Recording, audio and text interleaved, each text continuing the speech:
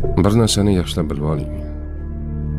U otasini uyida och emas edi, siz uni to'ydiradigan.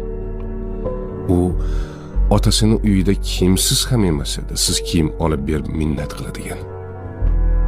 U otasini uyida malikalardek edi.